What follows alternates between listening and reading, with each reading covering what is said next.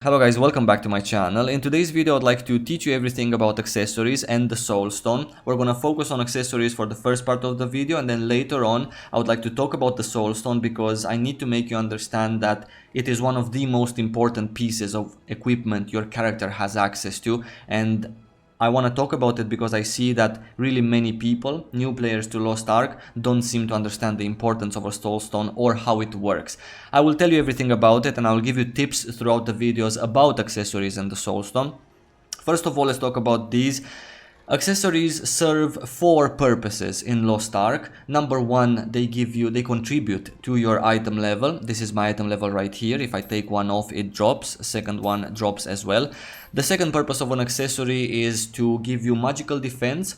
Accessories are the only pieces of equipment in Lost Ark that do give you this, and obviously magic defense is important for PvE and for PvP alike. The third one is to give you your main stats for your class, depending on which profession you are. You get different main stats. I get dexterity and vitality on Blaster. Obviously, dexterity and vitality are extremely important in the game as well. The better the accessory, the more dexterity and vitality you get. I'm gonna give you an example also in terms of my necklace. This is a necklace from the first Chaos Dungeon. This is a necklace also from the first Chaos Dungeon. Now the differences in between them is the polish level right there, which in the Russian version does not contribute to the overall character's item level as it does, or as it did in Korea when they started. However, the polish level of on an accessory does contribute to the amount of basic stats you get. The dexterity and vitality in my case, in your case it might be different. The polish level does not contribute to the amount of extra stats we get, and this is a good segue for me to talk about the last purpose of the accessory, which is to give you those extra stats as a bonus to your character, which are also very important in both aspects of the game, PvP and PvE. Another thing to note about accessories is that you can never equip two of the exact same type of them where you have doubles, and that is earring and ring. I have here a ring from the Chaos Dungeon, and then on myself I also have another ring from the Chaos Dungeon. I'm gonna take the second one off and I'm gonna try to equip two of the same. It's not going to allow me. It's going to tell me here a message that I cannot equip two of the same. So that means that you kind of need to have two places in the game from which you get your accessories, only these, like a second ring or a second earring. Places to get accessories from in game are quite some. First of all, obviously the Chaos Dungeon give you accessories. The more polished the accessory, as I've told you, the more dexterity and vitality you get. Another place to get accessories from is raiding. However, there are people in Lost Ark that just don't like to do raiding. They don't like to bother with all of the pots and the combat items and all of the people raging, because it's a more of a competitive PvE. They just like to PvP in the game. So if you're one of those people and you won't do raiding to get a second ring or earring, maybe even a better tier of a ring or an earring, then you have some other options as well. You can stay with a lower tier of a ring and an earring from what you have from questing, and then you can upgrade your gear so much in terms of polishing that you reach an item level which unlocks an NPC for you or several other NPCs for you that sell accessories. So if you really hate raiding that much, which no, you shouldn't, but if you do, then there are these kinds of fancy merchants translated in the game which sell you an accessory. I think it was an earring at the cost of Lupeon seals. On top of these merchants, I'm going there, on top of these merchants there are other places that you can get accessories from at various item level stages, but since I'm here, let me just quickly show you this particular merchant.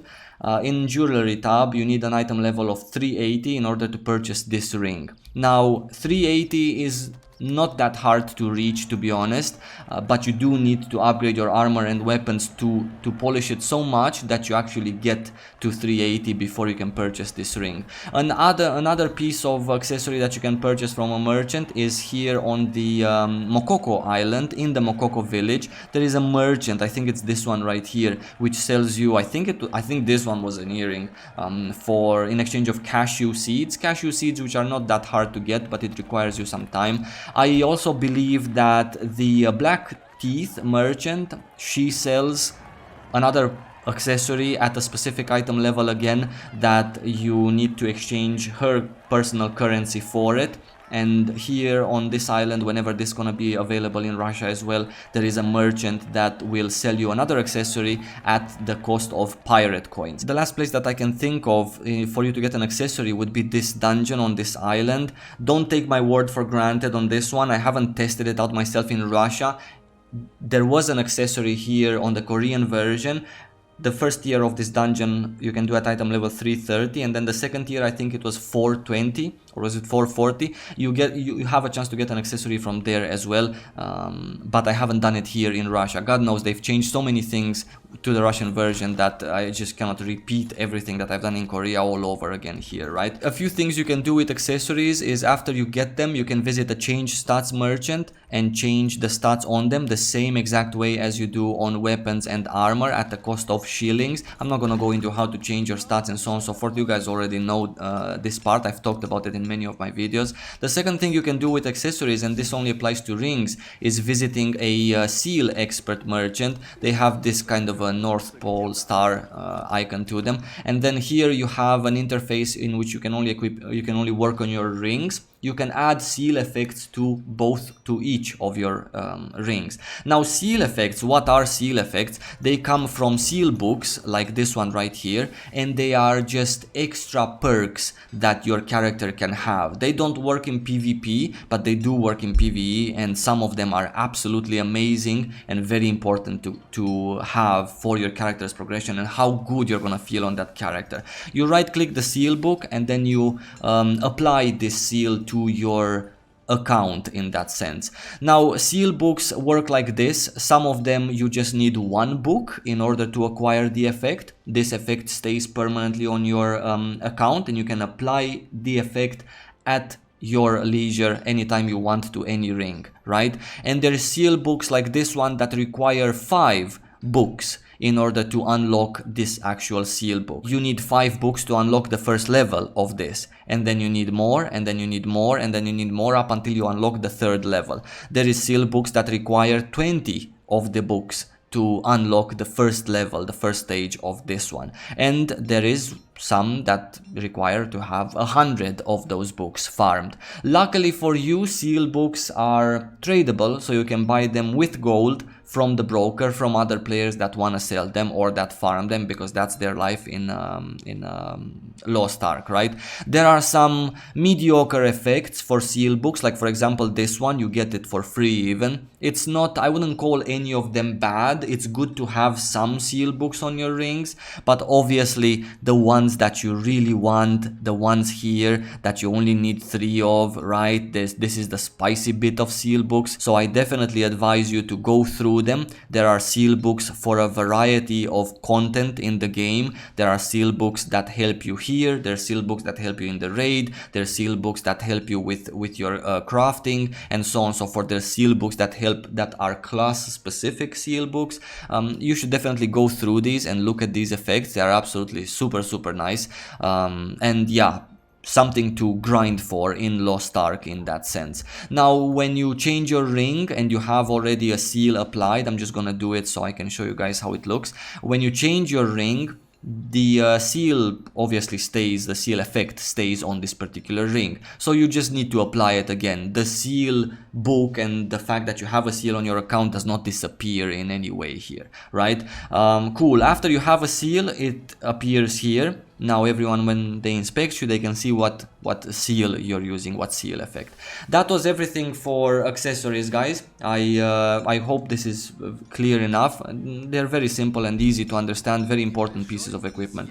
Let's get to the more important part, and to the part that I actually want to stress on. The Soulstone, or the ability stone as some people might call it, is one of the most important pieces of equipment you can possibly have in Lost Ark. Why? Because this is the only thing that actually matters a lot in PvP and also in PvE, and I'm saying this primarily because of the HP potency stat that you see there on my Soulstone. This is super important and I'm going to explain it to you. Now, how the whole thing works, let's start with the basics. Soulstones you get like this under an enigma. You can get them from literally a million places in the game. You can get them from dismantling pieces of gear, you can do that. You can get them from PvP tokens or from, there's another good place that people used to farm in Korea, which is an island, Estela it was called, the island.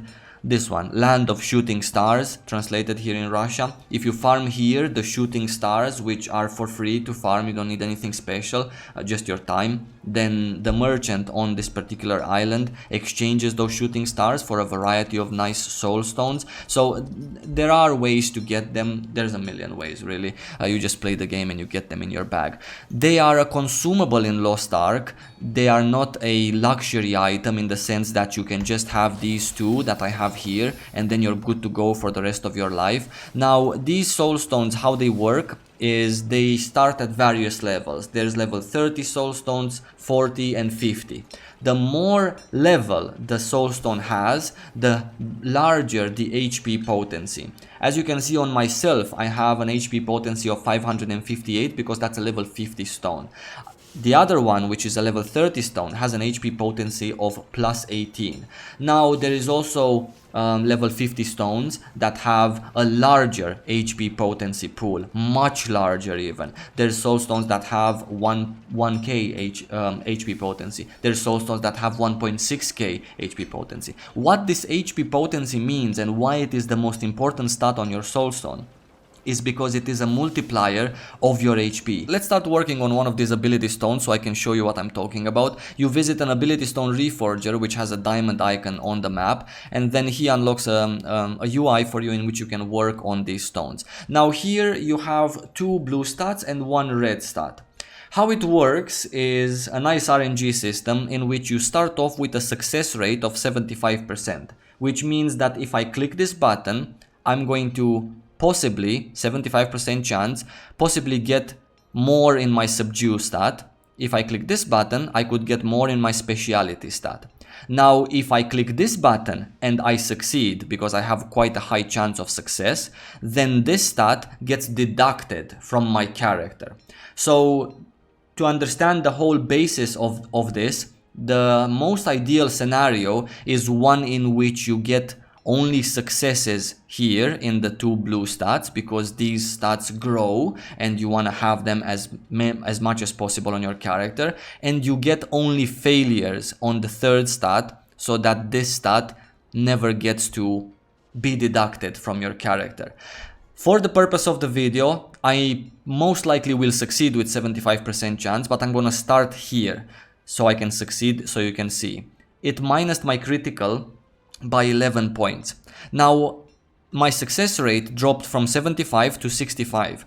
Every time you succeed in this menu on a stone, it drops your reforged success by 10%.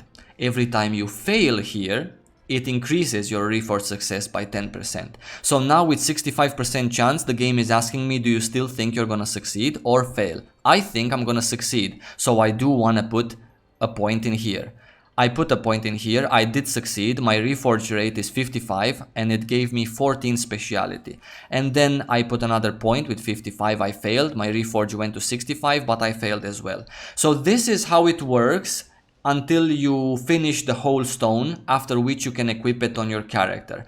Another good scenario is one in which you have 2 stats here that you care about, like agility and critical. And then here on the red, the one that gets minused if you succeed, you have a stat that you don't care about, that you're gonna have 0 of anyway when you reroll your stats, such as subdue, such as, I don't know, endurance for most classes. This is good to have minus because you don't care if it gets deducted from your character. Now, the most important thing in all of this ability stone is not necessarily these stats or how much it gives you or what's deducted. These are all things for you to understand, and they're nice stats obviously overall because you get quite a lot of it.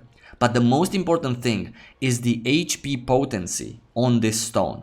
Now you see here there is some text at the bottom. This is super important. Now if I have 8 successes on this particular stone, I get HP potency +1. If I have 9 successes, I get HP potency +3, which is 3 times as much. Don't look at the numbers that they're small. This is a shitty level 30 stone. The total HP potency on this one is 18. So getting +3 here, that's quite nice for this particular stone. It scales up the more HP potency a stone has. When you get a stone that has an HP potency of 1.6k at end game, then this here is going to be quite a lot more substantial amount, and this is really important. And if I have 10 successes, which is the best case scenario, I get an HP potency of +6. Basically this stone becomes 33% better because you get 6 more HP potency. A stone that has 2k or 3k HP potency becomes also 33% better, and that's a lot more HP because it's not just raw numbers, it's a multiplier eventually. So you want to succeed as many times as possible, and you want to think about your failure rate and success rate and where you're gonna put those points. You need to be smart with these kinds of things. A stone that has a lot of successes and is also an endgame stone is going to give you a substantial advantage inside arenas in PvP, because you are going to have 2, 3, 4k more HP than a person who has been super unlucky, or a person that's not wearing the best ability stone out there. And having 3k more HP when you have in total 12k, that's a lot of HP more. Last thing I want to show you is this potency and how it affects my actual HP. Currently, if you look at my HP bar, I have 5.2k.